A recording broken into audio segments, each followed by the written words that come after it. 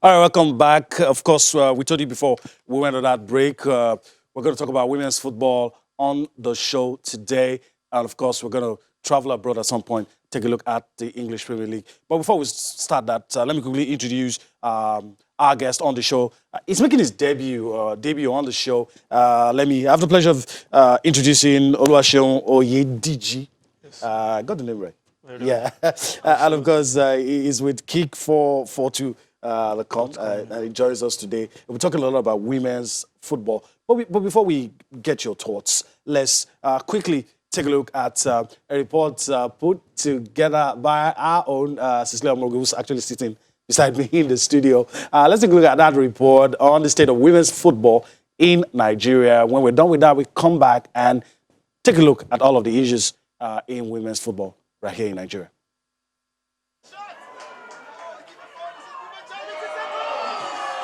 The Nigeria Women Premier League (NWPL), organized by the Nigeria Women Football League (NWFL), is rated as the best in Africa, with 14 professional clubs that have produced the best players on the continent.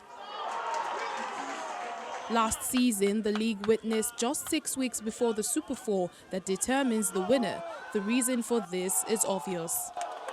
I think without moral support and financial support, she cannot do anything. They have to support that lady. It's not easy. She has tried her best. I think she has been going around looking for sponsors. She has really tried, but playing 3-4 matches is not good for any team. Before South Africa announced the start of a Women National League, a grant of 10 million rand, which is over 250 million naira, was given by the country's football federation for its takeoff, including a monthly grant to clubs, accommodation and transportation until the league has its own sponsor. While the South African Sports Ministry also supported the league with 5 million rand, that's over 125 million naira. Is the NWPL receiving such support? What is the role of the NFF in growing the league? Even after the league board introduced more glamorous events like the Super Four that determines the league champions and also the Champions Shield. The two companies I spoke to about the leagues, so I've arranged a meeting with all the leagues. They are going to meet with this very big company, and also spoke to a couple of people. And trust me, by the end of January, you hear something big. The little things we want now do, the core of it is investing in women's football. That is what is still missing. While anxiously awaiting sponsorship for the league, clubs have resumed camp and even playing friendlies in anticipation of a date for the new season. All they want is to play more matches and have a calendar. The league board members should increase the number of matches that we do play. But I would prefer we play a round robbery game. Let us have a calendar. At the beginning of the season, we know when we are starting the season, we know we are stopping it, we know when the next season is going to start. With Sudan and Ghana joining the League of Countries with viable women's league, the NWFL must continue to strive to be the benchmark and reference point for successive leagues, not just in Africa, but across the world.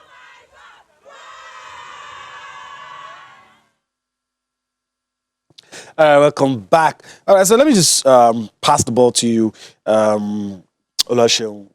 You saw that report. Women's football in Nigeria, what would you say? Improvements in recent times, or there's still a lot to be desired? Improvement in terms of the style of play and partnership with La Liga, but there are still much to be done. Look at last season, the league was an abridged format, which the NWFL chairperson said that is here to stay. Okay. But we need to do more than that. At least it wasn't the more matches that were played last season. They only played 5 home, 5 away. Away matches. That's then before playing Super 4, divided into we have 16 teams.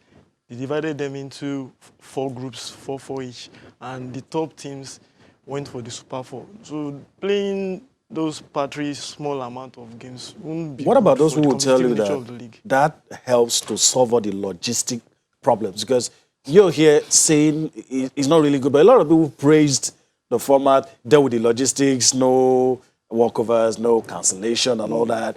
So, some will say there are positives. there are positives pertaining to that. But what I think, majorly, the major reason why we are having a bridge league is sponsorship and financial problems. Issues, I don't okay. mean that we have a viable league title sponsor. We will be able to go a long stretch because we have 16 teams. That's 15 home, 15 away.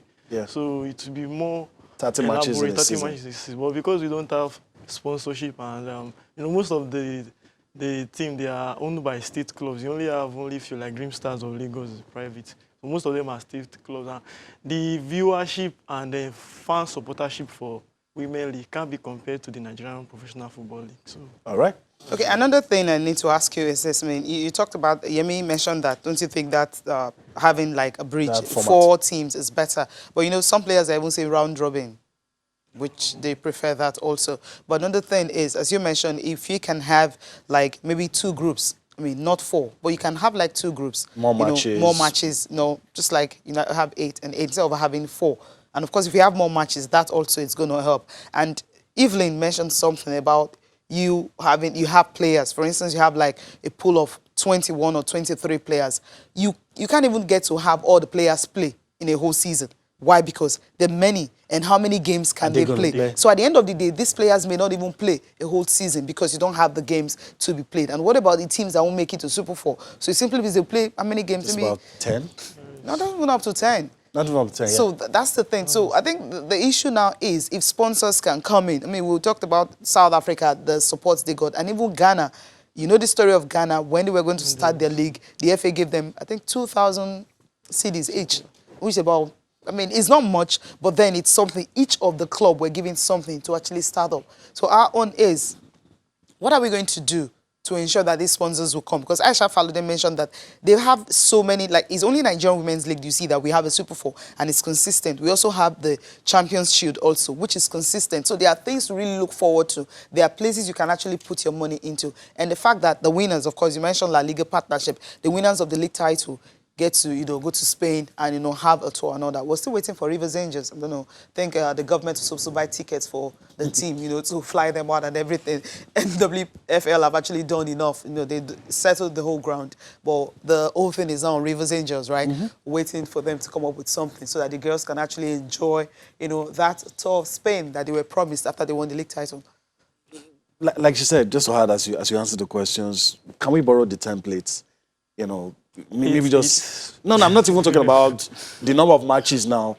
Giving support to the clubs. Or with the fact that 90% of those clubs are owned by the state, will that be problematic? It won't be problematic. The league needs financial support. We know that. And this financial support can come from either the government or the Nigerian Football Federation. So it's one of the two. One of the two. That's where it can come. So according to what Cecilia said, when it comes to how the league can move forward, branding is very, very key. Very key. The league need to rebrand itself. And recently, the league is planning to change its logo, and the winner has emerged. Very soon, we know the new logo for the league. So it's part of those efforts. Branding efforts aimed at rebranding. Then media is also important. Media coverage. TV coverage is important. The MPFL, they're having their own issues. The Women League shouldn't look at that. They should also look for ways of having creative ways of media presence. Even it can be live streaming if they can't do all those bring live, a sponsorship or bring a deal with a TV station that will be showing the game live. So media coverage is very, very key. Well, how can they go about that? I mean, we know how difficult it is. We understand South Africa, for instance, they started their league, August last year. It's going to be like 22 games they'll be playing. I mean, 18. Okay, I'm not really trying to compare, but I'm trying to just look at a league that's starting in August, 22 games. That's what they're going to play. It's going to end in March.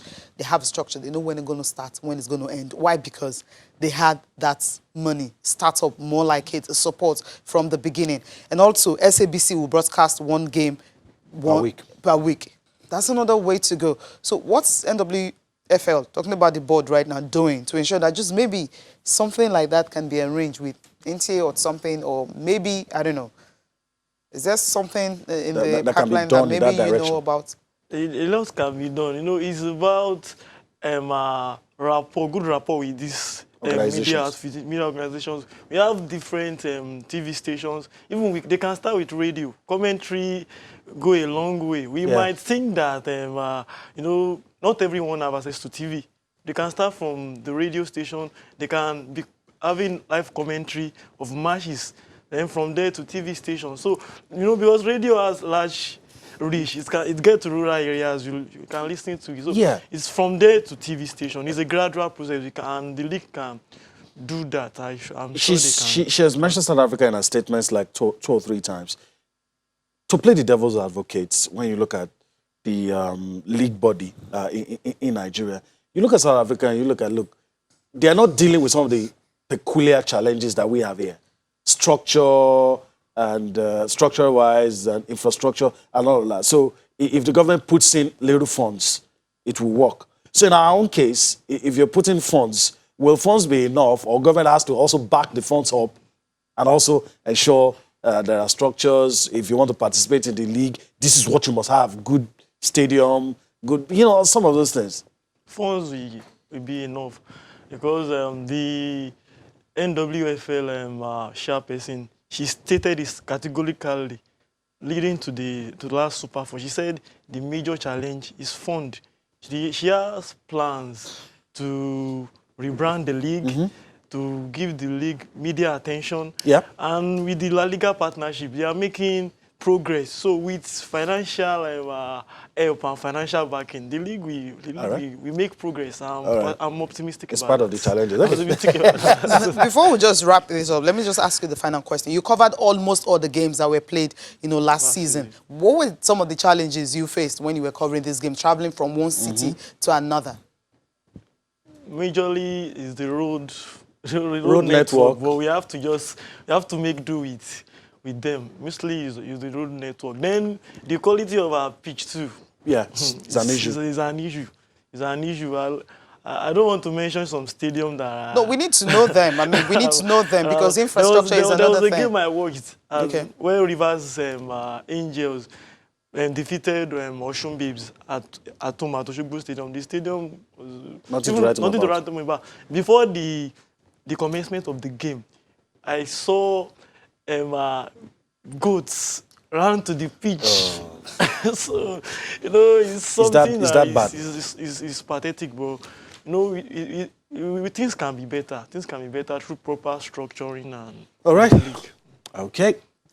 Challenges, you know, remember FC Robo game, you know, the sun and everything. Okay, let's leave the women's football. I mean, we'll talk more. There will be a day where we're going to talk about the infrastructure and some of the issues some of the girls are even facing because they want to play football.